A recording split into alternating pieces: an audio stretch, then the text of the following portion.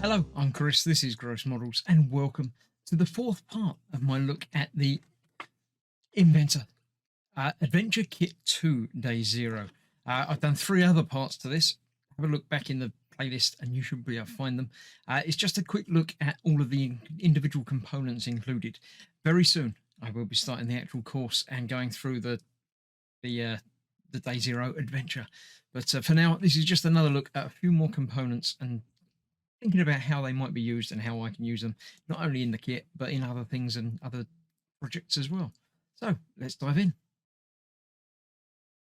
And the first item we're looking at today is the IR receiver, infrared, and indeed comes with a remote, which you do need to put a battery in, but it's okay.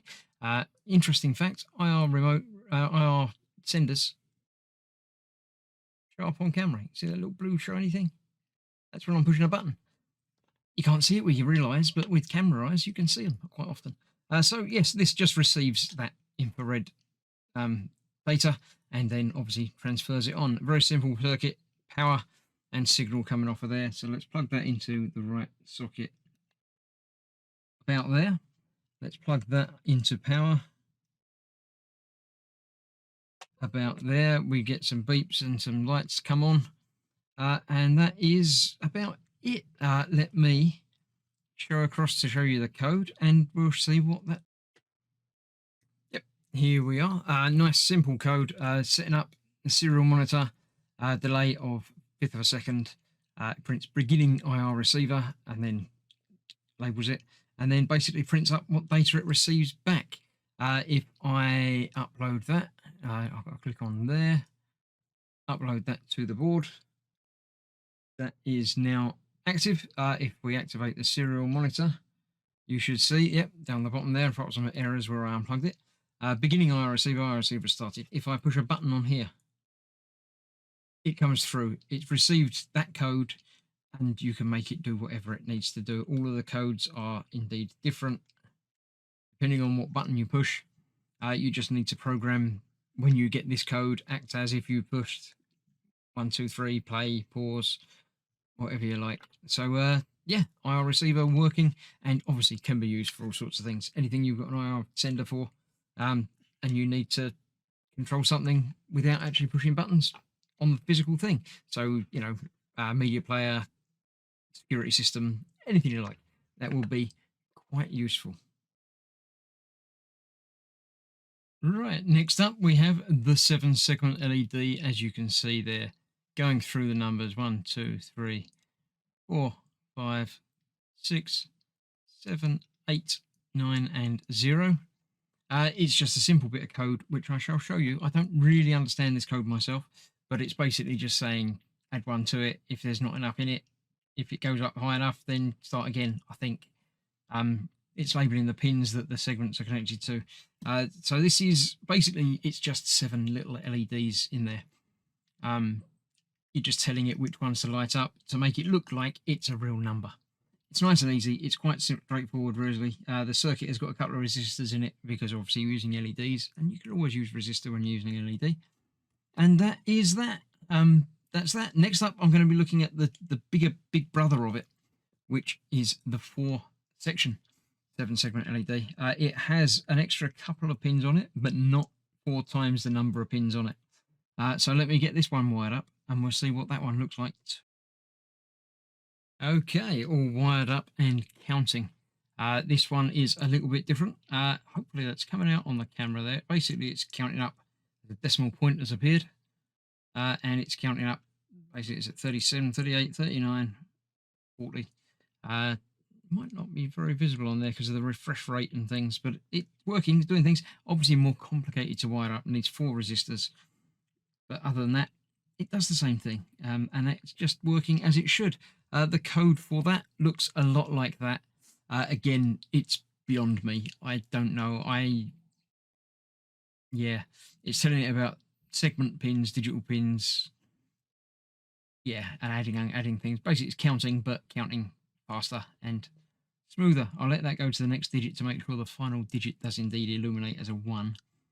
When that gets to another 20 seconds, Yeah, it's probably about seconds. I would assume that's probably about there and there. So yes, that is the 7 segment, the 4-digit 7 segment LED. Now you could obviously wire this one in next to it, or indeed two of those if you need a bigger number. But basically, there we go, 98, 99, 100. The one has illuminated over there. You have to excuse my wiring as well. I'm not the neatest, but it works. It's functional, is what I'm going for. So that's that. I shall put this away and dig out the next component. Right, next up we have the LCD touchscreen shield. Now, I haven't played with this at all. I have just uploaded the sample sketch that is available here, which I've not even looked at. It's part of the AI Apocalypse program, which I haven't started yet, but I've just been doing this to go through, obviously looking at the things. I'm sure if you want to read through this, obviously find it at the Inventor site, go through it and figure everything out. But I'm sure come day 6 of this, I will be having great fun with this. It's not actually functional as yet, although it does come with a stylus exactly the same as from the original DS, I think. Yeah, it's a touchscreen. It's colourful. It's a display. That is very nice looking. I'm going to have good fun with that. There's lots that can be programmed in for that. So yeah, that's another thing that we have got. Right, next up is another shield unit. The shield units, if I haven't explained it, I can't remember, basically are already pinned out. They are designed just to fit directly onto and into the hero board, or the mega board in this case. All of the pins, so not all of them will be used necessarily, but many of them line up. That one's got a single bent pin there, which would need correcting. Not a problem. This is the prototype shield. Basically, it's sort of a breadboard, not really a breadboard, but it's a board that you can solder components onto for prototyping. If you need to figure out if something's going to work, that will be your go-to. It connects everything up nice and easy, so you can program things on. You've got a reset button, obviously, there as well. It's even labelled analog in communication. Whether these go directly through, no, they might connect through. I don't know. But yeah, if you need to do stuff, that is very useful to do. Right, a quick look at the extra box of stuff included in the Adventure Kit 2. Several other things that are all useful and very worthwhile components, but not so good on their own. We've got a couple of chips. I'm not sure what they are. I'm sure I will come back to and figure out exactly what they are. The one that's come up next on my list of the parts is simple. It's this. It's a push button. It's just a button, same as obviously on the board. We've got the reset button and have been used in other things. We've got a selection of them. They're all the same, just for multiple uses. Different buttons, 4 legs, 2 pins for each, basically, so you can connect things to it. You push it, it makes a circuit. You let go of it, it breaks the circuit. Very easy, nice. We've got also in here, we've got some transistors. Obviously, you can recognize some LEDs of different colors. Capacitors in there as well, and another 3-color LED. All useful stuff and all available. Bigger capacitors in there as well. That's a speaker, I believe. Maybe a microphone. They're very difficult to tell apart. They both work in exactly the same way. So yes, smaller capacitors in there as well. Useful stuff. Nice to have it in a separate box so you can keep it safe until you need them. Okay, building on the last little bit, I have found the difference between them. Basically, one of them's got a paper tag on the front. If it hasn't, they look identical and you really have trouble telling them apart. They are active and passive buzzers. The passive buzzer is this one, which basically you put power into it, it buzzes. That's it. You take power away, it stops buzzing. The active buzzer, you can actually play different sounds through it, different tones through it, depending on the voltage you put in. Basically, it's an analog or a digital buzzer. So that's the difference between those two. I'm not going to build a circuit around them because it's just going to make a buzzing noise that you're probably not going to hear through the noise gate software that I use to stop background noises appearing on the video.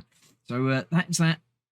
Hopefully you'll understand that a little bit. I understand it now more than I did 5 minutes ago.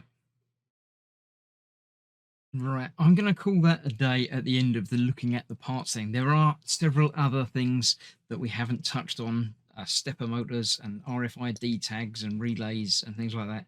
But I can't figure out how to do an introductory video without actually doing it. And we're going to be doing it during the Adventure Kit 2 Day 0 course, which I shall be starting very soon. One other very nice thing that has recently been included in the course is this. This is the T-Display. It is basically on steroids without the connections on it. It has a screen, it has Wi-Fi capabilities. It's basically a computer on the go.